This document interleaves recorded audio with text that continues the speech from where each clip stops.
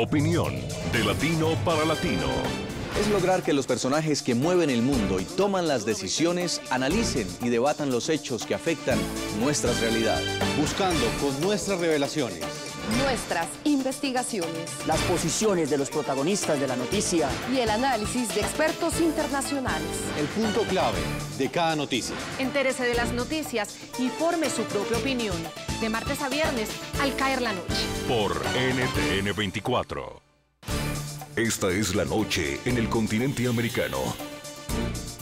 Cuando amanece en Europa y cae la tarde en Asia. Así cae la noche en el continente americano y transcurre la mañana y la tarde en el resto del mundo.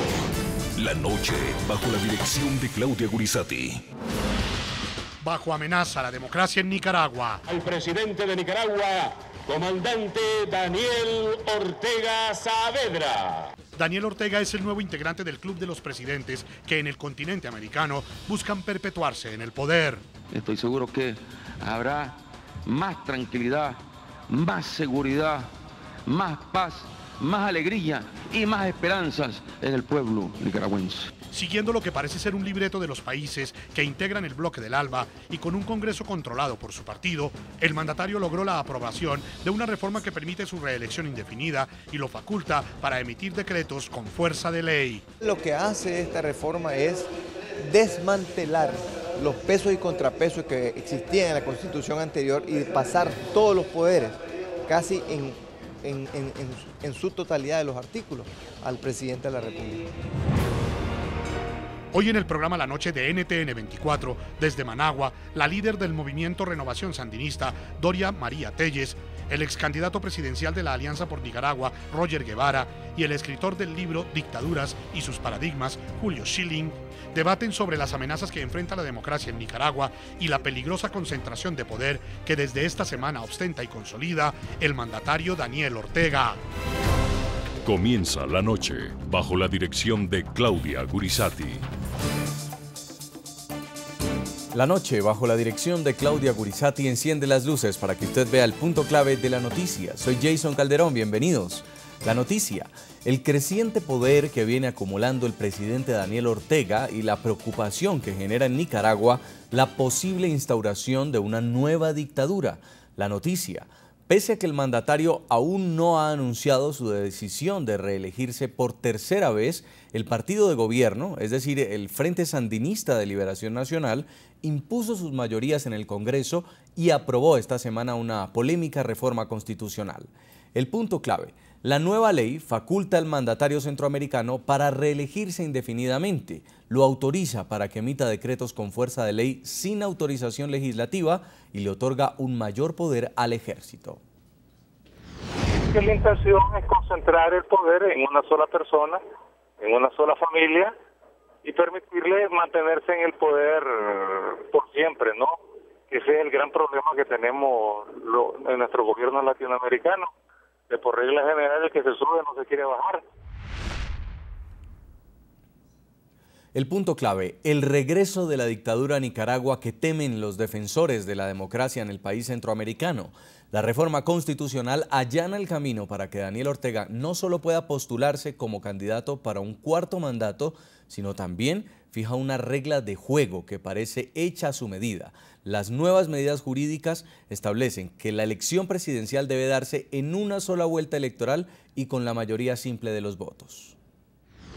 A partir de esta reforma, militares activos van a poder participar del gobierno y van a poder volver a ser miembros del ejército y además se le está dando un control absoluto sobre las telecomunicaciones y sobre otro tipo de tecnología al ejército que les va a permitir a ellos espiar al ciudadano.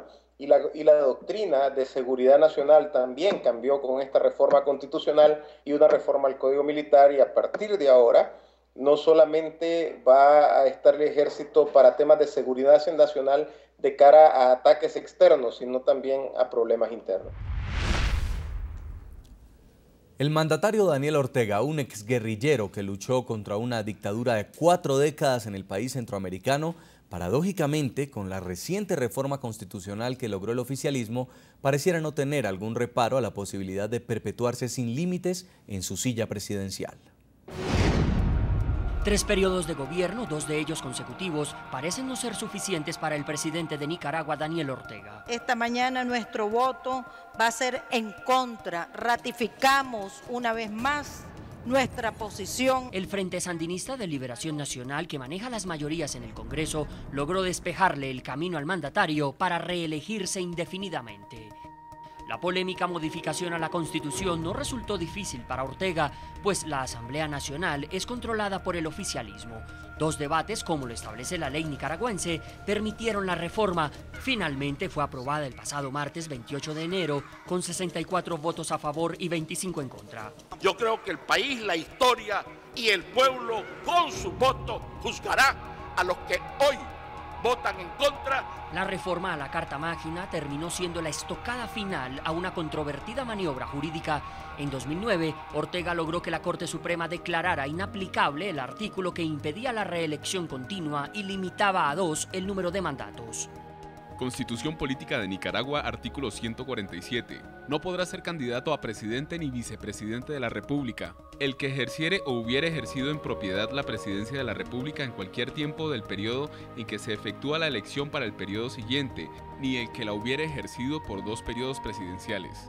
Pese a la claridad del inciso, el fallo del Alto Tribunal permitió a Daniel Ortega aspirar a la reelección en los comicios de 2011, aun cuando para entonces ya había asumido 2 periodos presidenciales. El primero, de 1985 a 1990, tras el triunfo de la Revolución Sandinista, y el segundo, de 2007 a 2012. Con el cambio adoptado el pasado martes, quedó eliminado formalmente el impedimento que había sido declarado inaplicable y el artículo finalmente quedó así. Constitución Política de Nicaragua, artículo 147. No podrá ser candidato a presidente ni vicepresidente de la República.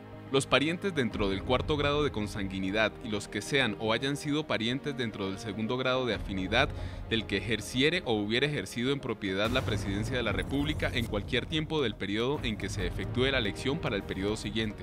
Por ahora, los vientos siguen soplando a favor del mandatario. No solo podrá ser nuevamente candidato en 2016, sino que podrá mantenerse en el poder sin mayores obstáculos. La reforma a la Constitución eliminó el mínimo de votos necesarios para ser elegido presidente, que estaba establecido en el 35%. Ahora quien obtenga la mayoría de los votos será declarado ganador y no habrá segunda vuelta. La fórmula para atornillarse en el gobierno, que comenzó a calar bien en los países del ALBA con el entonces mandatario venezolano Hugo Chávez a la cabeza, le ha funcionado bien al jefe de Estado nicaragüense. No solo es evidente su alta influencia en el poder judicial con los magistrados sandinistas, sino el control sobre los poderes legislativo y electoral. Los invitamos a que participen de nuestro debate el día de hoy y que lo hagan a través de las cuentas de Twitter. Son las cuentas de redes sociales de nuestro equipo periodístico que van a estar apareciendo en pantalla. La pregunta que les hacemos es la siguiente: ¿por qué creen que los presidentes del bloque ALBA reforman constituciones para perpetuarse en el poder? ¿Acaso la democracia y la vocación social van por vías distintas? ¿Qué opinan? Pueden escribirnos desde este momento. Saludamos en Miami, Florida, a Julio Schilling. Él es politólogo, escritor del libro Dictaduras y sus paradigmas. Además es director del Foro Político y de la publicación digital Patria de Martí, miembro además de la Asociación Norteamericana de Ciencias Políticas. Bienvenido al programa La Noche. Saludos, Jason. Un placer estar contigo y con tu gran audiencia a través de América Latina y los Estados Unidos. Y en Managua, en Nicaragua, está Dora María Telles, exdiputada sandinista de oposición, fundadora e integrante del Movimiento Renovador Sandinista y excomandante guerrillera. También es historiadora. Ayudó a dirigir, entre otras cosas, la toma del Palacio Nacional de Managua en la llamada Operación Chanchera para obligar al entonces presidente Anastasio Somoza a liberar a 50 sandinistas que estaban presos en el año 1968. Bienvenida a nuestro programa. Muchas gracias, Jason, y muchas gracias a la audiencia de NTN 24, este programa La Noche, a la audiencia de toda América Latina y Estados Unidos. También en Nicaragua está Roger Guevara, él es ex candidato presidencial de la Alianza por Nicaragua, ex embajador de Nicaragua ante la Unión Europea y Venezuela durante el gobierno del presidente Arnoldo Alemán. Bienvenido al programa La Noche. Gracias, Jason, muy amable, muy contento de estar contigo y con la audiencia latinoamericana. Creo que es una oportunidad de dar nuestra opinión sobre lo que está pasando en nuestro país. Entremos en materia. Comenzó hablando en Miami con Julio Schilling. ¿Le conviene o no le conviene a Nicaragua una eventual tercera reelección del presidente Daniel Ortega? Nicaragua es un caso prototípico en el deterioro de la democracia en el hemisferio occidental. Para entender lo que está ocurriendo en Nicaragua hay que retomarnos a lo que es el Foro de Sao Paulo, que en efecto con la caída del comunismo soviético hubo una reorganización de estrategia en cuanto a cómo subvertir el orden en este continente.